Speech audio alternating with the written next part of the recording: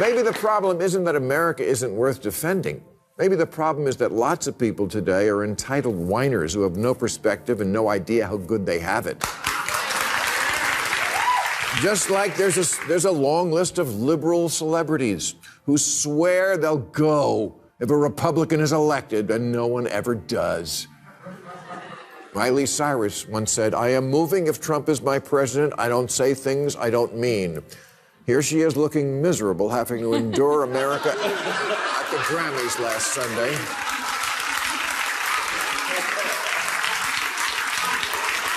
I guess she flew back from Tajikistan. Maher has once again taken aim at woke Hollywood, and the fallout was brutal. The comedian and political talk show host argues that the backlash against wokeness could actually gain traction if Hollywood were willing to push back as well. But judging by the current state of the industry, that change isn't coming anytime soon.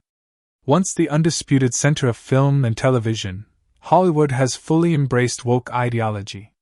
Undeterred, Maher continues to call out the industry, breaking down what he sees as its ideological excesses piece by piece. Let's dive in. I'm constantly amazed when I rewatch movies from only a decade or so ago, and they were made in a way that today would get you burned at the Twitter stake. It's complicated. From 2009, to name just one of many I could choose, was made by a who's who of the most blue-ribbon certified Hollywood liberals, woke-approved and Democratic Party contributing, from the stars to the producers to the director. But it apparently occurred to none of them to have any kind of minority in the cast. You would need a divining rod to find a person of color within 500 feet of this movie set.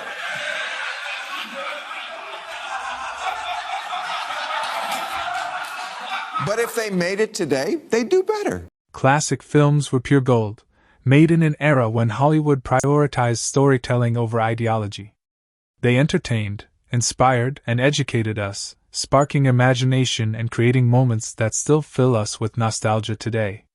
Most of all, they brought people together.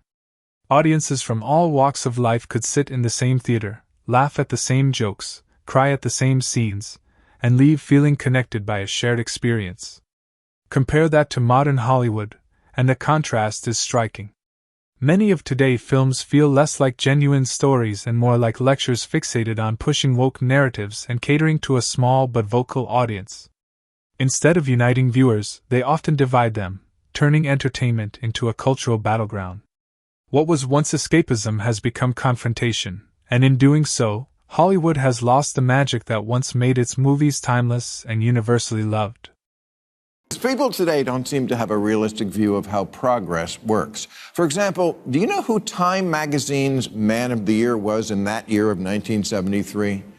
Me neither, because who cares? The point is, Time magazine was still calling their award the Man of the Year. Time magazine, another pillar of liberal enlightenment like the Oscars, but it only changed the name to Person of the Year in 1999. When actors step on stage to accept awards, too many now use the moment to lecture audiences, disparage America, and portray the country as perpetually in decline. What was once a celebration of artistic excellence has become a drawn-out display of woke grandstanding, with celebrities posturing as activists instead of honoring the work that earned them recognition. The Oscars, in particular, have strayed far from celebrating filmmaking and craftsmanship, evolving into a platform for virtue signaling and moral sermons that few viewers actually asked for. This is where Maher cuts through the noise. He challenges the notion that America is moving backward, reminding audiences that progress has never been instant or perfectly linear. Change can be slow and uneven, but that doesn't mean it isn't real. By grounding the conversation in reality, Maher exposes the exaggeration and hysteria behind Hollywood's bleak narrative, delivering a much-needed reality check. We always wish our forebears would have come to progress sooner. Ronald Reagan was very late on doing something about AIDS. But the liberals aren't on time either. Obama was late on gay marriage. JFK was late on civil rights. Bill Clinton was late on not having the interns blow you.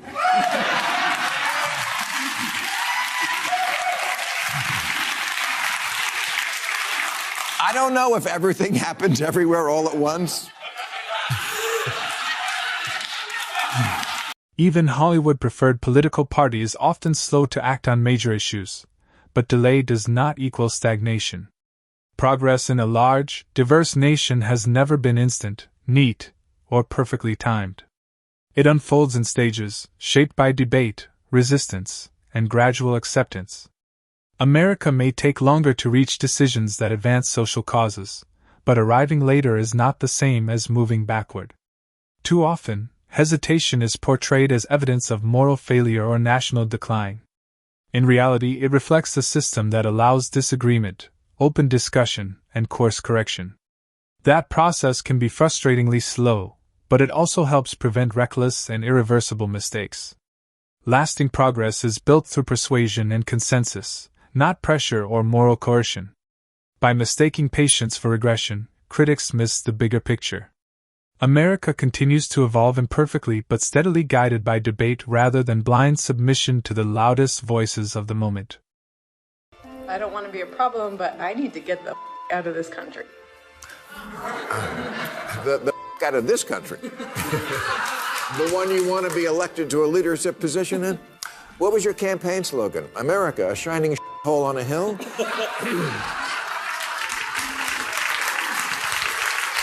Jesus. Even prostitutes have to pretend they like what they do. It isn't only celebrities who loudly criticize America and threaten to leave. Some politicians do the same. They portray the country as fundamentally broken, irredeemably racist, or beyond repair, yet still insist they should be trusted to lead it. If America is truly as terrible as they claim, why are they so eager to seek power within the very system they condemn? That contradiction reveals a clear double standard. On one hand, they disparage the nation to score political points, energize their base, or signal moral superiority. On the other, they depend on America's institutions, freedoms, and opportunities to advance their own careers. Criticism is essential in any healthy democracy, but there is a difference between constructive reform and constant contempt. When leaders spend more time attacking the country than working to improve it, their outrage begins to feel less like conviction and more like performance, and the hypocrisy becomes impossible to ignore. Again, I'm confused by this political message. Vote for me because I hate it here. Now, does America have big problems? Yes, I've often cited the America sucks list. Things like being 54th in the world in infant mortality behind Cuba, 19th in literacy behind Russia, 72nd in female representation in government behind Iraq. A lot of work to do here. And is it possible for a country to lose itself so much that leaving it is justified? Yes, but we're not there yet, not by a long shot. And we don't need quitters. We need people who will stay and fix it. Maher is right. America isn't there yet, and no honest person would claim otherwise. The country still faces serious challenges, and progress can feel slow and frustrating. But perspective matters. Compared to many of the nations Maher referenced, the United States remains far ahead by a wide margin, and that reality explains a simple truth: people from all over the world still want to come here. They come because America, despite its flaws, offers opportunity on a scale few countries can match. Our system is imperfect, often messy, and sometimes unfair, but it remains uniquely capable of rewarding hard work, ambition, and perseverance. Unlike societies where your future is largely determined by birth, class, or connections, America still offers the possibility of upward mobility. Anyone, regardless of background, can rebuild, reinvent themselves, and create a better life. That promise may be under constant rhetorical attack, but it hasn't vanished. And that's why the American dream is still alive. Maybe the problem isn't that America isn't worth defending. Maybe the problem is that lots of people today are entitled whiners who have no perspective and no idea how good they have it.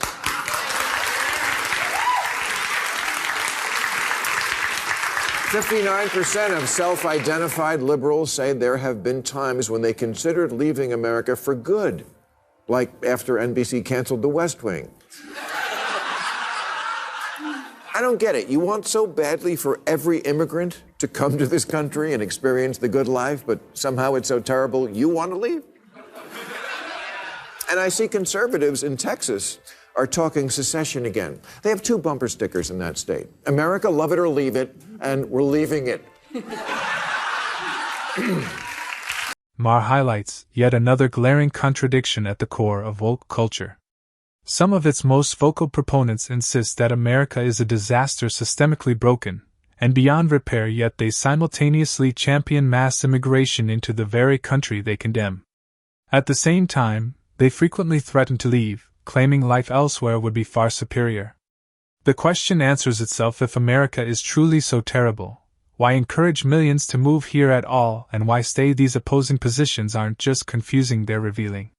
They point to a worldview driven more by performative outrage than logical consistency. Immigration is framed as a moral obligation, while America itself is portrayed as irredeemable. Both claims cannot honestly coexist.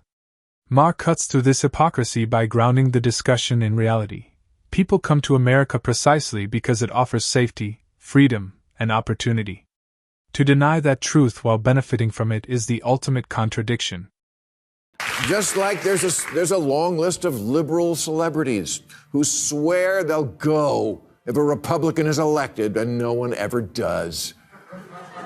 Miley Cyrus once said, "I am moving if Trump is my president. I don't say things I don't mean." Here she is looking miserable, having to endure America at the Grammys last Sunday.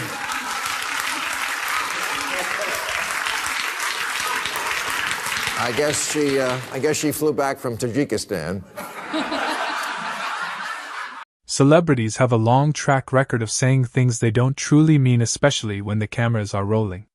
When it comes to performative outrage and symbolic gestures, they're often experts. After all, their careers are built on pretending, selling emotions, personas, and convictions that can be switched on or off depending on what's trending. In that world, outrage is just another performance.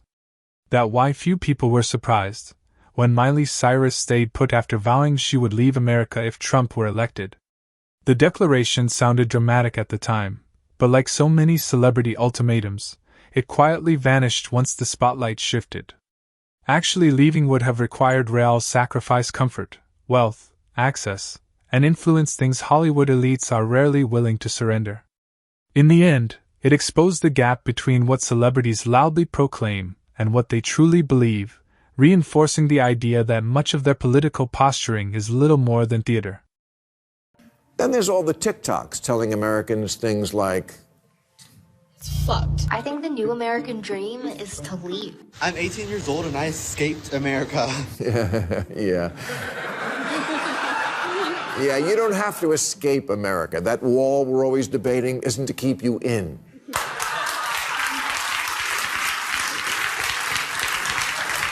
The New Republic just ran a story about the vulnerable minorities who want to flee America, including the author, a gay man trapped in the dystopian homophobic hellscape that is New York City. I wonder if he knows that there are 66 countries where just being gay is a crime. America may not lead the world in everything, but it stands apart in one crucial area: its deep commitment to individual freedom and human rights. In this country, people are free to speak their minds, live as they choose, and worship or not without fear of punishment from the state. You can criticize those in power, join any religious group, and express unpopular opinions without worrying about being arrested simply for thinking differently. That level of freedom is far from universal. In many parts of the world, speaking out against the government, questioning authority, or holding the wrong opinion can lead to harassment, imprisonment, or worse.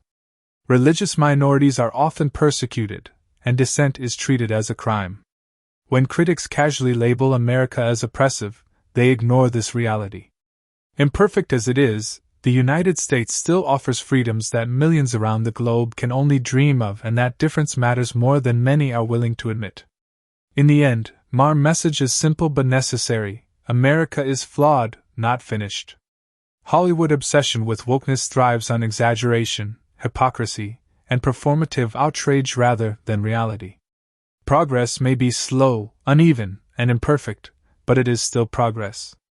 The freedoms, opportunities, and rights Americans enjoy remain rare in much of the world.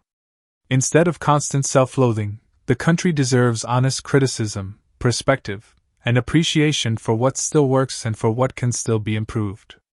And that brings us to the end of today's video. If you enjoyed it, be sure to hit the like button and subscribe for more content like this. Thanks for watching, and I'll see you in the next one.